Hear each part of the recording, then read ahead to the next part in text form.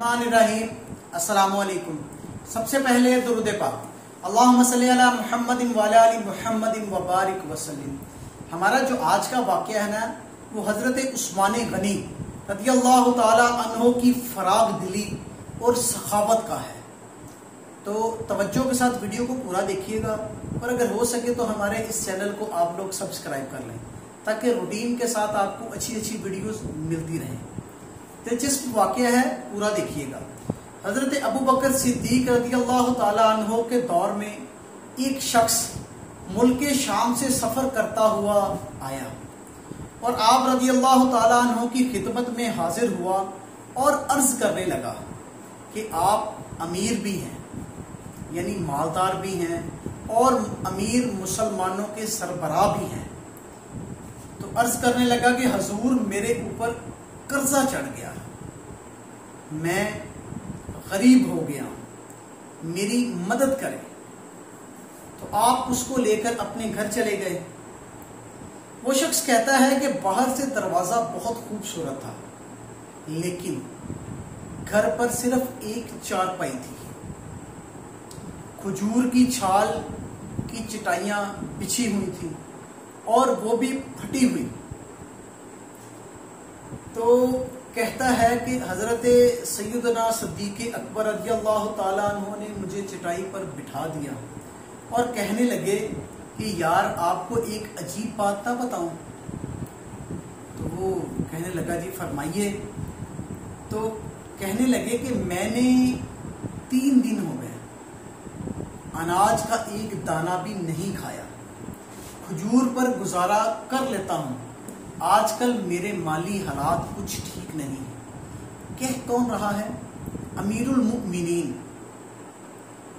امیر المؤمنین، امیر المؤمنین کا مطلب ہوتا ہے وزیر اعظم یا بادشاہ یا صدر، اپنے الفاظ میں جو بھی سمجھ لیں، اس طرح کا عہدہ ہوتا ہے، اور وہ کہہ رہے ہیں کہ میرے حالات آج کل کچھ ٹھیک نہیں، تم اس طرح کرو کہ حضرت عثمان غنی کے پاس چلے جاؤ۔ تو وہ کہنے لگا کہ حضور میں تو بڑی آس لگا کر آپ کے پاس آیا تھا، تو آپ مجھے حضرت عثمان غنی کے پاس بھیجنے لگے ہیں، مجھے تو ڈھیر سارے پیسے چاہیے تھے۔ تو آپ نے فرمایا کہ تیری سوچ جہاں ختم ہوتی ہے وہاں پر عثمان غنی کی سخاوت شروع ہوتی ہے۔ تو بندہ کہتا ہے کہ اچھا میں کیا کہوں، جا کر ان کو کہوں کہ امیر المؤمنین نے مجھے بھیجا ہے، کیا کہوں؟ تو حضرت ابو بکر صدیق فرمانے لگے کہ نہیں، تم نے صرف اتنا کہنا ہے کہ میں مقروض ہوں اور نبی پاک صلی اللہ علیہ وآلہ وسلم کا نوکر ہوں، یعنی میں مسلمان ہوں۔ وہ شخص کہنے لگا وہ دلیل یا حوالہ مانگیں گے؟ تو فرمایا کہ عثمان سخاوت کرتے ہوئے نہ دلیل مانگتا ہے اور نہ حوالہ مانگتا ہے، عثمان اللہ کی راہ میں دیتے ہوئے تفتیش نہیں کرتا، اور سخاوت کرتے ہوئے ٹٹولنا عثمان کی عادت نہیں ہے۔ اب وہ شخص کہتا ہے کہ میں چلا گیا، پوچھتا پوچھتا حضرت عثمان غنی رضی اللہ تعالی عنہ کے دروازے پر پہنچ گیا۔ دروازے پر پہنچا تو دستک دی تو اندر سے بولنے کی آوازیں آ رہی تھیں۔ حضرت عثمان غنی اپنے بچوں کو ڈانٹ رہے تھے کہ تم لوگ دودھ میں شہد ملا کر کیوں پیتے ہو؟ کیا تم بیمار ہو؟ دودھ بھی ایک مکمل غذا ہے اور شہد بھی، دودھ ایسے ہی پیا کرو یا شہد استعمال کیا کرو، خرچے کو تھوڑا سا کم کرو۔ وہ شخص پریشان ہو گیا، کہنے لگا کہ میں نے تو ابو بکر سے سنا تھا کہ حضرت عثمان غنی بہت امیر ہیں، مجھے ان کے بارے میں بڑی باتیں بتائی گئی تھی، یہاں تو دودھ اور شہد پر لڑائی ہو رہی ہے اور مجھے تو کئی ہزار دینار چاہیے۔ وہ اپنی سوچ میں ہی مشغول تھا کہ اتنے میں اندر سے دروازہ کھلنے کی آواز آ گئی۔ حضرت عثمان غنی رضی اللہ تعالی عنہ گھر سے باہر تشریف لائے اور کہا السلام علیکم۔ اس بندے نے سلام کا جواب دے دیا، کیونکہ وہ جاننا چاہتے تھے کہ یہ بندہ مسلمان ہے بھی کہ نہیں۔ ان کو پتہ لگ گیا کہ یہ بندہ مسلمان ہے، اور مخاطب ہو کر کہنے لگے کہ معاف کرنا، میں بچوں کو ذرا سمجھا رہا تھا، اس لیے آنے میں کچھ دیر ہو گئی۔ ان کا پہلا جملہ ان کے بڑے پن کا مظاہرہ کرتا تھا، یہ وہ بندہ سوچ رہا تھا۔ پھر دروازہ کھولا اور مجھے گھر کے اندر لے گئے۔ وہ بندہ اپنی ساتھ سٹوری سنا رہا، کہہ رہا کہ انہوں نے دروازہ کھولا اور مجھے گھر کے اندر لے گئے، اور جو میرے لیے سب سے پہلی چیز پیش کی گئی وہ دودھ میں شہد ڈال کر پیش کیا گیا تھا۔ وہ شخص کہتا ہے کہ میرے دل میں عجیب خیال آیا کہ گھر والوں کے ساتھ اس چیز پر جھگڑا کر رہے ہیں اور میرے لیے وہی چیزیں پیش کر دی گئیں۔ بڑا حیران تھا، لیکن ابھی بھی میرا تصور کہتا ہے جمع نہیں، کیونکہ مجھے پیسے زیادہ چاہیے تھا۔ میں پریشان بہت تھا، آیا بہت دور سے تھا، میرے اوپر قرضہ بہت تھا، تو میں نے دل میں خیال آیا کہ ابھی بھی وہ اتنی تکڑی بات نہیں بنی۔